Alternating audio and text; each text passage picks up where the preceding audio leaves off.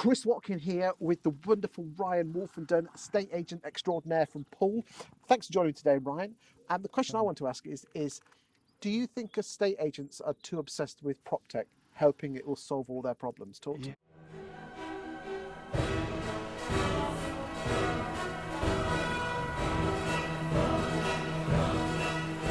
Yeah, we want that silver bullet, don't we?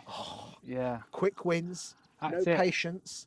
Yeah. Don't want I to do think any we're hard work. intrinsically lazy, so if anything can solve our problems for us, we will do that. And I've had a bit of an obsession in the past, a bit of sort of shiny object syndrome. Laziness or patience or both? Well, let's Probably more laziness, I think. We all know that what we should be doing is picking up the phone and having conversations with people and appointments. But if we can try and find someone that can generate leads for us, and because we all know damn well the best piece of Proptech is a telephone, and pick the phone up. Yeah. It's relationships, isn't it? That's what it really is. But what we want to do is shortcut that and just get an easy win. But there's no app to win trust, is there? No, there isn't.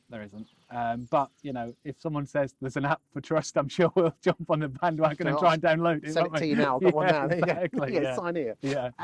So what Proptech do you love? What's helped you? I think what I've started to recognise is it's got to add value to the client experience and or save time for the team. And if it doesn't do one of those, so I had a real good chat with Peter Knight, who talked about this sort of pyramid of essentials, nice to haves, and wows. And what we realised is the wows end up being whims, and you need to focus on the essentials first. So that's what we try and do now. Is anything that focuses on the essentials, we'll pay attention to. Anything that's a wow or a whim, we'll kind of dismiss. So, what Proptech could you not live without? I think there's a couple really. For lettings, I think Good Lord is fantastic. It saved us a colossal amount of time. It's a shame that I don't think it's progressed in the way that it could have perhaps done. Hopefully that will change, but I think that's been a fantastic bit of tech for our lettings business. For sales, I would say we could live without pretty much all of it, apart from the telephone. But I really like things like Ackerboom. Yeah, what about your sales department? We've got a few that we really like. Sprift in terms of the data resource. Sprift. Yeah, that's really good, and I think that gives a bit of a USP when we go into client's house, because it shows that we've done a bit of analysis for them. And it's great. I tell you what, use them on touting. Yeah, Fantastic. I think so. I think where we are quite data driven as an agency, I think that shows that we are the authoritative figure, and I think that's a really good position to be in. Love Ackerboom as well for our listings. Yes, very good, very good. And we're just in the process of changing that up with the new going on with the new platform, which is really exciting. I'd say those two are probably the ones that stick out. Okay, what about on the lettings side? Lettings, we use Good Lord for our pre-tenancy stuff. When that first came out, that was just brilliant. Saves us a lot of time because of the amount of stuff that it does in one platform. Sadly, I don't think it's progressed as much as it perhaps could have done over the time. And it doesn't integrate with stuff, which is a real shame, because I know Agent OS is fantastic, got the open API, it's there, willing to do it, ready to do it, but they just can't cooperate. So it's your CRM Agent OS, yes, for lettings, yeah. Good stuff. Any other pieces of Proptech? Probably. There's so many that you couldn't live without.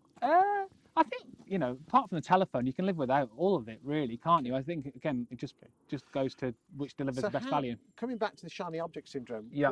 What resources do you use out there to sort out the good from the bad? I mean, there's obviously there's the Simon Weil kerfuffle monster. Yeah. That's out in a good way. Yeah. What sort of service do you get from them? Well, they're brilliant. I think the problem with kerfuffle is everyone knows Whaley, and he's a clown, isn't he?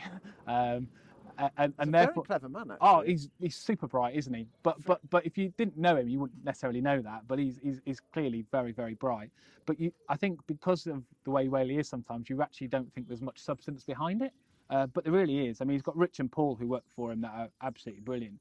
And they've actually created a bit of tech for me, which is an automated renewal bot for tenancy renewals, which basically we did this workflow, and they've just created this for me, which is fantastic. And I don't even think people know that kerfuffle can do that for you. So yeah, there is substance behind Whaley's. Well, you can't really call it style, can you? But behind Whaley. They broke the mould when he said. Yeah, for sure.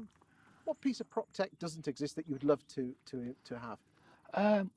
Oh, I don't know. I'm kind of hoping Street might be the saviour for the CRM's point of view, because that looks amazing, and I know I've spoken to a couple of people that are sort of beta testing it, and they've been very, very impressed. So I think a CRM that joins up with other stuff is what we're crying out for, really. But hopefully, Street could be the answer to that. Interesting times ahead. I Yep. do check out these firms. None of the firms have paid us to say it, but I just wanted to find out from Ryan what he thought about Proptech. I know it was a subject close to his heart.